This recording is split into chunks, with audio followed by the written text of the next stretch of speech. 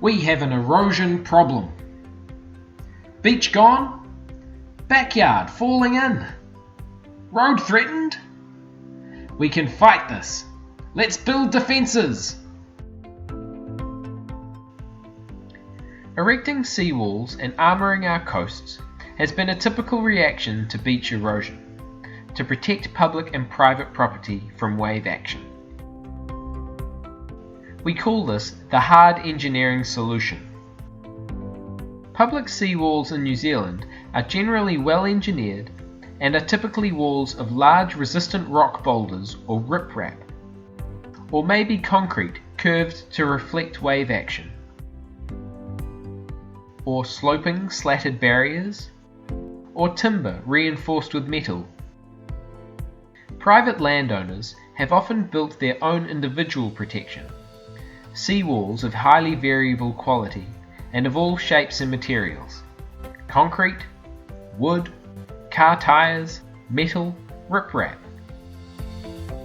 Do seawalls really work?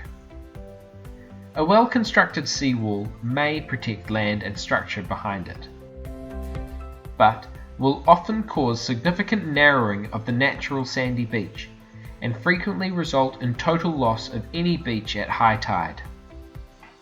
Beach gone! As seen in video 3, sea level rise will only intensify this process of beach loss as the shoreline migrates more permanently inland, continuously eroding. So, the negative consequences of sea walls on beaches are: the natural character and beauty of the beach is lost. Public access to the beach can become difficult or dangerous. The recreational use of the beach can be seriously limited. The habitat of any shoreline species is compromised. And finally, they are usually expensive to build and maintain. It is now widely recognized that hard engineering solutions can cause significant beach loss. They may form part of a stopgap solution, especially when needed to protect public infrastructure and assets. If used, seawalls must be well designed and sited with care.